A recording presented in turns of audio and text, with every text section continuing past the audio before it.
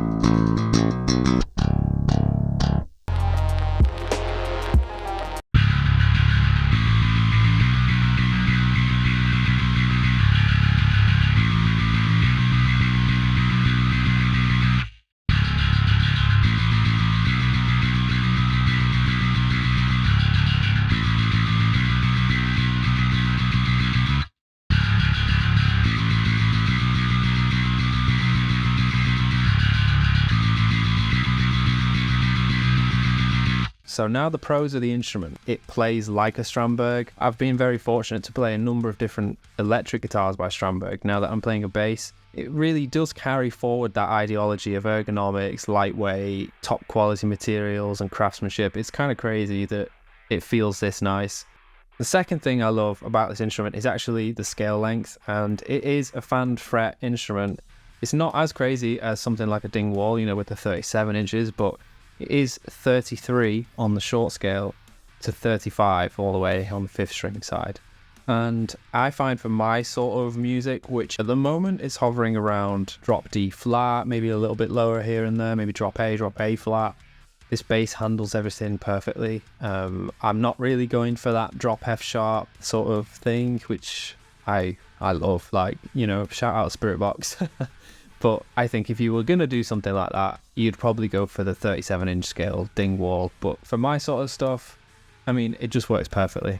Another pro for me is the material quality that they've used. They've used a full plain maple top, which I just really love. I think for the price point of this bass, again, I'll talk about that shortly, but when you're paying this much for an instrument, I like the fact that you do get a premium piece on top of it.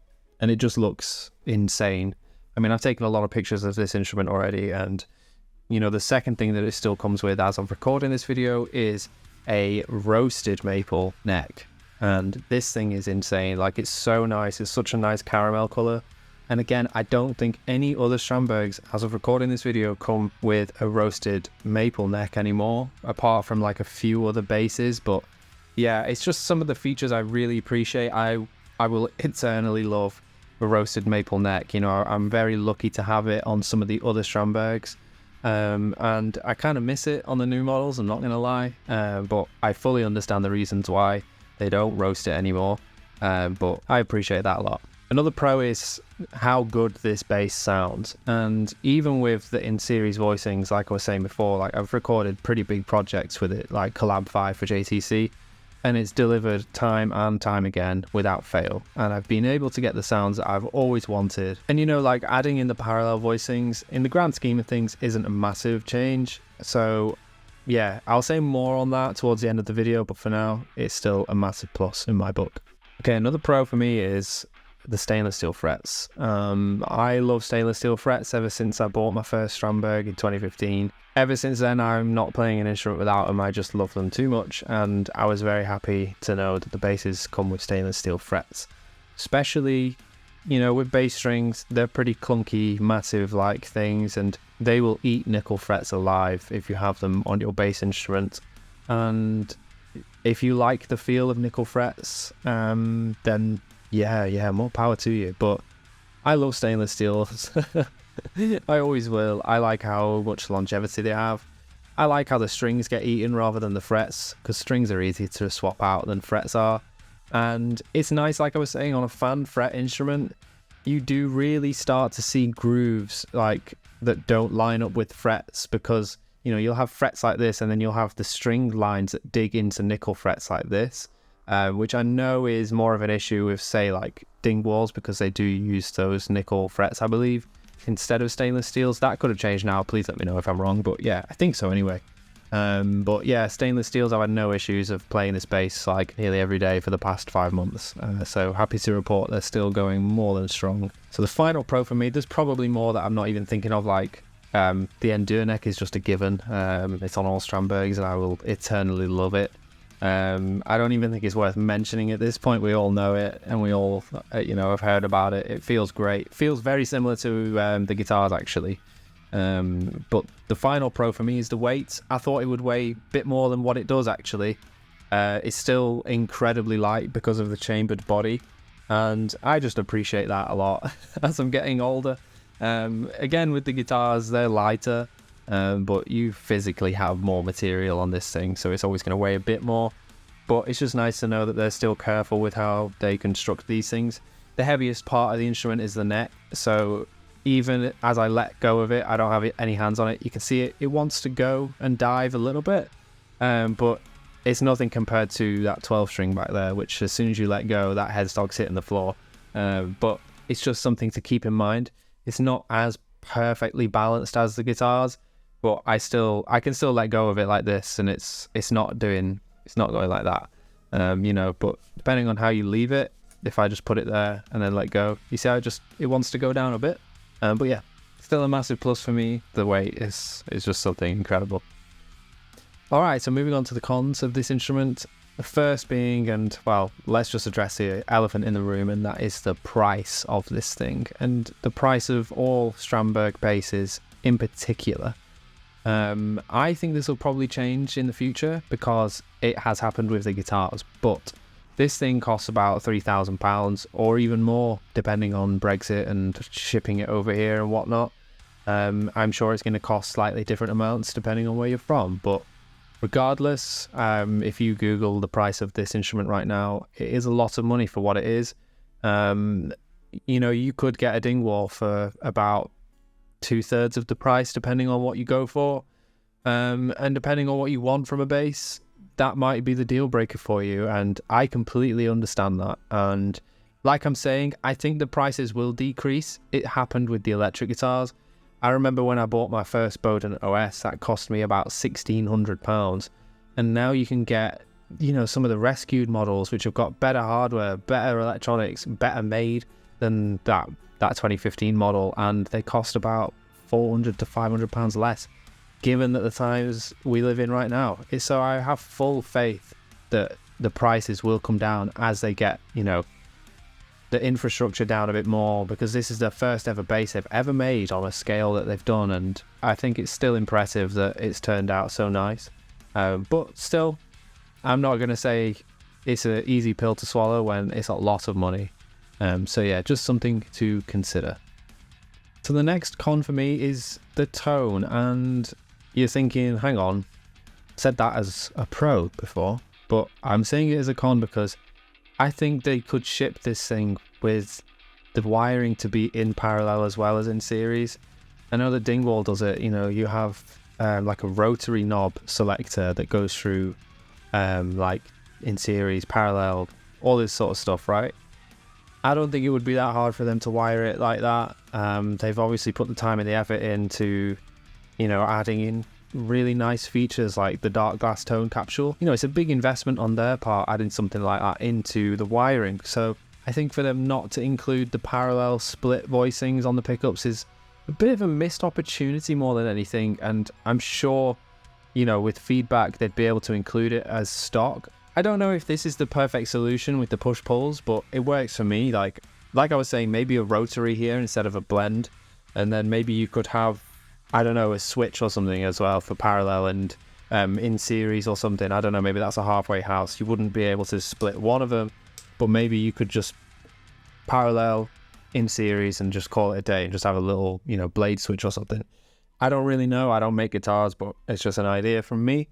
I think given that it's called a prog instrument as well, it has the prog name to it, not having that parallel voicing when, I mean, kind of like Nolly's kind of like the grandfather of all things when it comes to bass tone in the genre, and considering that he uses parallel voicings for his tones, it's a bit of a shame that this instrument doesn't come with that voicing as stock. But nevertheless, you know, it still sounds amazing in series. It's just kind of, like I was saying, a bit of a missed opportunity. Alright, so on to the next point. I'm calling them cons, but I don't really think of them that way. I think more it's just probably constructive criticism or feedback. So anyway, I'm going to say the scale length, and once again, I said it was a pro before, but I think it's more feedback that I think Strandberg could offer something really unique by making a 36-inch scale bass. This is 35, and Dingwall's a 37, and I think maybe like a 36-inch scale 5-string, or maybe they could even do a 6-string that's 36-inch scale. I think it could be a really nice halfway house between like the super metal Dingwall sound and like the more rounded Strandberg sound. You know, maybe they could even do like a slightly longer scale 4-string or something, and I think it would be a really nice opportunity to carve like a bit of a niche in the market, I suppose. You know, half of me does wish this instrument had a slightly longer scale length, but the other half of me still really likes the scale length that it is, because the frets aren't crazy like that either end of the instrument, and I like that. So yeah, it's just more something to consider if you're looking at this instrument for the mega low tuned things I was saying before. Yeah, if you're looking for like the drop G's, drop F's sort of thing, maybe consider again a longer scale instrument like a Dingwall. Alright, so moving on to the next point, and that is about these locking nuts up here. And I really appreciate how they have two Allen key screws up here, but the issue, I've seen many other people have issues with this, is that physically the holes on these things, you can only fit like a certain gauge of string through them. So again, that plays into that thing that I was saying before. If you wanted to go super heavy gauge, low tuned, you might struggle. The thickest string I've got through this 5th string slot is a 165, and that's only because the taper started right here, right at the 0 fret, and it went thinner just before it went into the string lock. If you had an untapered string, the thickest I think I've got through it is a 145 at a push, and it doesn't feel nice. It doesn't feel nice to pull the strings through it because it does struggle. So again, I don't know what they could do about that, because it's kind of like they're limited by the space up there, and they're limited by, you know, the bigger you make the holes, there's less material to be as stable and secure. So I don't think it's an issue to be resolved per se, maybe just like a quirk of the hardware that they're using. You know, maybe they could be a bit more transparent with that sort of thing. Maybe they could work with D'Addario like they have done for the electric guitars lineup and figure out some, you know, specially made tapered strings, because even with these bridge saddles down here, you can only go so thick through them as well. Like 165 really struggled to get through here. It did eventually, but yeah, it was a bit of work, and it didn't feel great to be, you know, pulling that much material through the bridge lock. So yeah, like I'm saying, they could work with D'Addario or something and figure out some like 35-inch tapers that were perfectly measured. You know, they were tapered at this end, and then they come out, and then they just started before the saddle at the full thickness of the string. And again, they could just taper millimeters after the 0 fret, like, and it could be perfect. You'd be able to run all sorts of gauges that way. You'd be able to go into the 160s, 170s, and again, if they went like another inch on the scale length, I think they could have a really beastly instrument. But still, I'm running it this way, and I have ran this bass in A flat before, and I've recorded some tunes with it in A flat using a 145 gauge based on some recommendations, and it sounded massive. So you can definitely get like that drop A flat periphery 7-string tuning thing going on. Just keep in mind that if you go thicker than that, you're going to have some difficulties.